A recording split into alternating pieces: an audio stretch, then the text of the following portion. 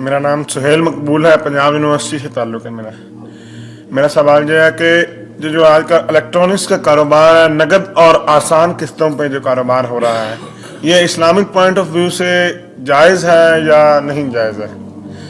یہ جو بجلی کی مشینیں، ٹیلی ویژن قسطوں پہ بھی اور نقد بھی، یہ جائز ہے یا نہیں؟ دیکھیے، میں نے اگرچہ ابتدا میں آپ سے کہا کہ میں فقہی مسائل میں دخل نہیں دینا چاہتا، لیکن بعض چیزیں ایسی ہیں کہ جن کے بارے میں میری یہ رائے ہے کہ میں یہ رسک لے کر بھی کہ علماء میری اس بات سے اختلاف کریں گے، میں وہ بات بیان کروں۔ وہ ایک ایسا حق ہے، احقاق حق، جس سے جین اور جان چرانی نہیں چاہیے۔ میرے نزدیک یہ معاملہ کہ یہ گلاس اگر آپ نقد خریدتے ہیں تو 10 روپے کا ہے، اور 1 مہینے کے بعد اگر آپ پیسے دیں گے تو پھر 11 روپے ہیں۔ میرے نزدیک یہ سودی معاملہ ہے، 1 روپیہ سود ہے۔ یہ ایسے ہی ہے کہ آپ نے کسی کو 10 روپے قرض دیے اور 1 مہینے کی مدت کے حوالے سے 1 روپیہ بڑھ گیا۔ سود اور کس کو کہتے ہیں؟ لیکن بدقسمتی سے فقہ حنفی کی روح سے یہ جائز ہے، لہذا علماء کا فتویٰ موجود ہے ان لوگوں کے لیے۔ اب سود کو کس طرح کیا گیا ہے؟ سرکموینٹ کرنا جو ہے سود کو۔ آپ ایک کار خریدنا چاہتے ہیں، آپ کے پاس پیسہ نہیں ہے، آپ 10 لاکھ روپیہ بینک سے لیتے ہیں، بینک اپنا جو ہے آپ کو 10، 15، 20% کے اوپر قرض دے دیتا ہے۔ اس کے بجائے ایک راستہ اختیار کیا، ہم آپ کو کار خرید دیتے ہیں، آپ ہمیں 10 سال کی قسطوں میں پیسے دے دیجیے۔ وہ اپنے 10 سال کا سود کیلکولیٹ کر کے اس پہ ڈال دیتے ہیں، وہ آپ کو دینا پڑے گا۔ تو یہ صرف ایسے ہی ہے کہ ناک کو سیدھا پکڑ لیا جائے، یا یہ کہ پھرا کر ہاتھ جو ہے گردن سے، میرا تو ہاتھ نہیں پہنچتا، لیکن یہ کہ بہرحال جن کے پہنچ جاتے ہیں ہاتھ، وہ اس کو جائز کیے بیٹھے۔ تو میرے نزدیک اصل میں یہ آپ کے سامنے ایک بڑی یعنی دین کی حکمت اور فلسفے کے اعتبار سے بہت اہم بات ہے جو اب کہنے چلا ہوں۔ دیکھیے، آپ کو معلوم ہے کہ حق و باطل کے درمیان کشاکش اور کشمکش اور جنگ یہ تو اول روز سے ہے۔ ستیزہ کار رہا ہے ازل سے تا امروز، چراغ مصطفی سے شرار بولہوی۔ نتیجہ کیا ہے؟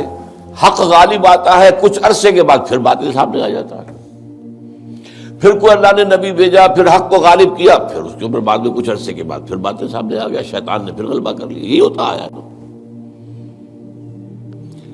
خلافت راشدہ کے ختم ہونے کے بعد سب سے پہلی خرابی کیا آئی؟ ملوکیت آ گئی۔ اب موروثی ملوکیت ہے۔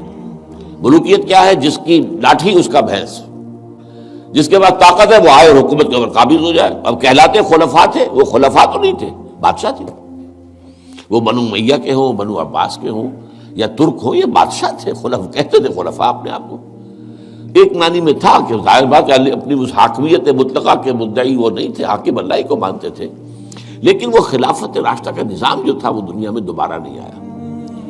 اس ملوکیت میں آ کر ظاہر بات ہے دین میں جو فساد برپا کیا ہے، وہ نماز روزے میں کوئی فساد پیدا کرنے کی انہیں ضرورت ہی نہیں تھی، پڑھے جاؤ بھائی نماز ٹھیک طریقے سے پڑھے جاؤ، لیکن ان کو مالی معاملات کے اندر ملوکیت کا معاملہ جو ہے وہ تو اس کے ساتھ باب ہوتا ہے۔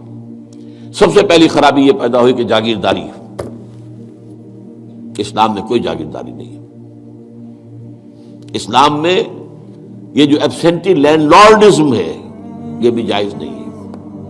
امام ابو حنیفہ کے نزدیک حرام، امام مالک کے نزدیک حرام، امام شافعی کے نزدیک حرام، لیکن یہ ہے کہ قاضی ابو یوسف صاحب نے جو امام ابو حنیفہ کے شاگرد تھے اور امام محمد وہ بھی دوسرے شاگرد تھے، انہوں نے فتویٰ دیا جواز کا، کچھ شرطیں لگا کر، اس لیے کہ ملوکیت جو ہے وہ جاگیرداری کے بل پر چلتی تھی۔ 5 ہزاری منصبدار، 20 ہزاری منصبدار، 30 ہزاری منصبدار، 50 ہزاری منصبدار، اور اس کے اوپر بادشاہ تھے۔ ظاہر بات ہے کہ اس میں تو اس کی ضرورت تھی کہ لوگ جو ہے کاشت کریں دوسرے کے لیے، اور اسی طریقے سے نقد کے اندر یہ رقم کے اندر اضافہ کر کے اور بیک ڈور سے سود داخل ہو گیا ہے۔ لیکن ایک زمانے میں ہمارے ہاں جب کہ سپریم کورٹ تک معاملہ پہنچ گیا تھا سود کا، تو میں نے اس معاملے میں ایک بہتری کا پہلو دیکھا تھا کہ چلیے کم سے کم ایک سود اسی درجے تک تو آئے گا نا کہ 1 مہینے کے بعد پیسے دو گے تو 11، اگر 2 مہینے ہو گئے تو وہ 12 نہیں ہوں گے، 11 ہی رہیں گے۔ یعنی ایک انیشل سٹیج پر تو سود آ گیا، لیکن اس کے بعد وہ پرپیچویٹ نہیں کر رہا، بڑھ نہیں رہا ہے. 3 مہینے کے بعد 13 نہیں ہوں گے، رہیں گے وہی 11 ہی. تو کم سے کم یہ کہ لمیٹیشن تھی. اب یہاں قسطوں نے اس لمیٹیشن کو بھی ختم کر دیا. آپ 20 سال کی قسطیں بنا دیجئے. مارگیج ہاؤسز کا جو دنیا کے اندر چل رہا ہے 20 سال کا، 30 سال کا مارگیج ہوتا ہے. وہ گویا کہ پھر سود کو انہوں نے اپنا پورا حصہ جو ہے کاؤنٹ کر کے اس میں ملا کے اور اس کی قیمت رکھ دیتے. میرے نزدیک یہ چیزیں حرام ہیں، اور میں ڈنکے کی چوٹ کہتا ہوں کہ حرام ہیں، لیکن چونکہ علماء کے فتوے موجود ہیں تو لہذا میں کیا کروں گا، جو بھی کر رہے ہیں اب ان کی طرف سے جواب دہی